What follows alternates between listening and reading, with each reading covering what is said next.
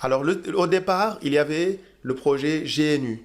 Le projet GNU a été initié par un chercheur de l'université MIT, c'est Richard Stallman. Donc, le projet démarre en 1984 et son objectif, c'était de créer un système d'exploitation Unix qui serait libre, c'est-à-dire pour lequel le code source serait disponible et qui pourrait être redistribué, etc. En 1985, il crée la Free Software Foundation, qui est une organisation à but non lucratif et qui est censée produire des licences dont l'objectif est de permettre de distribuer du code source en sauvegardant la particularité que les modifications pourraient être redistribuées. En 1990, donc le bilan du projet est qu'il a produit une licence, la licence GPL, General Public License, donc que vous connaissez certainement, qui permet de redistribuer du logiciel euh, avec un certain nombre de droits de reproduction. Et à côté, ils ont aussi un ensemble d'outils qui ont été développés dans l'éditeur de texte Emacs, Emacs qui est très populaire chez les développeurs du système d'exploitation qui sont dans le monde Unix, le compilateur GCP, le debugger GDB, la glibc qui est de l'implémentation de langage C. Mais par contre, tout ce qui leur manque, c'est un kernel fonctionnel. Ils ont les outils et les utilitaires sur la couche du système d'exploitation. Ils ont le shell, ils ont tout, sauf un kernel pour que ça fonctionne. Donc, ils avaient développé le système GNU Hard, mais il n'était pas aussi fonctionnel que ça devrait l'être. Donc, pour en savoir plus sur comment le système GNU est né et comment ça a évolué et la biographie de Richard Stallman. Donc, vous pouvez aller consulter l'excellent ouvrage qui est donné en annexe.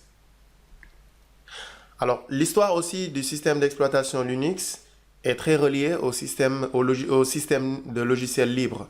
Alors, un logiciel est libre, de manière très schématique, si le logiciel est sous une licence qui permet l'utilisation, la modification et le partage sans restriction.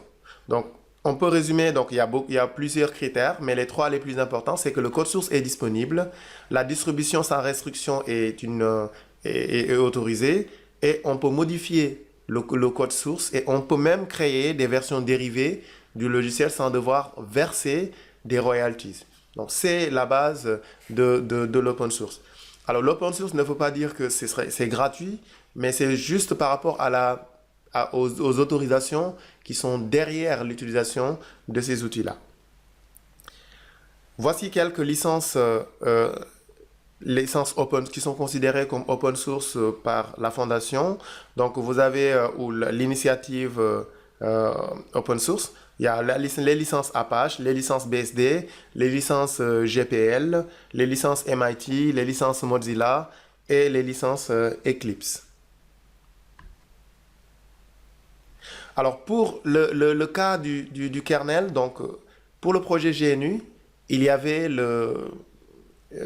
tous les utilitaires. Donc, il y avait la couche utilitaire, la couche shell, mais il n'y avait pas de noyau. Et c'est là qu'intervient Linus Torvald. Donc, lui, il avait développé, quand il était à l'université, un kernel dont l'objectif était de s'inspirer de Minix. Et il a ouvert et mis sous la licence GPL le système d'exploitation et les personnes ont commencé à contribuer, à lui donner des idées pour développer le système d'exploitation partout à travers le monde. Alors ça a évolué de 1991 jusqu'à avoir la version 1.0 en 1994. Et ces versions ont continué à se développer jusqu'à aujourd'hui, devenir le système d'exploitation de référence, comme on va le voir, sur les serveurs. Dans le domaine des serveurs, c'est le système d'exploitation de référence. Alors, de manière très schématique, voilà à quoi ressemble le schéma du système d'exploitation. Vous avez les fonctions système, de gestion de processus, de gestion de mémoire, de gestion de stockage, de networking, etc. N'ayez pas peur, ce schéma n'est absolument pas à comprendre pour un débutant. Vous allez travailler plutôt sur la partie utilitaire du système d'exploitation. Ça, c'est juste pour vous montrer à quoi ressemble schématiquement le code source du système d'exploitation. Le kernel du système d'exploitation est très populaire aussi parce qu'il est utilisé par beaucoup de contributeurs. Donc, on a plus de 15 000 contributeurs entre 2015 et 2017 et on a plus de 1500 entreprises qui participent au développement du système d'exploitation. C'est pas seulement parce qu'ils ont besoin c'est pas seulement parce qu'ils sont philanthropes et qu'ils développent un projet universel, mais c'est parce que aussi ça fait partie de leur business d'utiliser des systèmes d'exploitation Linux. Et le kernel aujourd'hui contient plus de 24 millions de lignes de code qui ont été développées par plus de 15 000 contributeurs. Et parmi les entreprises aujourd'hui qui contribuent aussi bien dans le code source que sur le développement du système d'exploitation, il y a Intel, il y a IBM, il y a Samsung, il y a Oracle, il y a Facebook, et il y a même aujourd'hui Microsoft qui est dedans. Donc toutes ces entreprises ont des produits qui utilisent Linux ou qui sont basés sur Linux. Et même IBM aujourd'hui a racheté Red Hat, qui est un des systèmes ou une des distributions phares ou une version phare du système d'exploitation Linux aujourd'hui sur le marché des serveurs.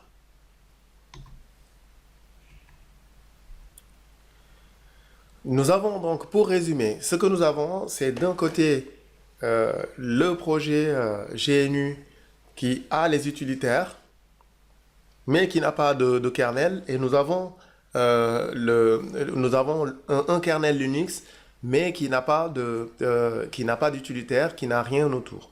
Alors, la combinaison des deux, c'est ce qui va faire naître le système d'exploitation Linux.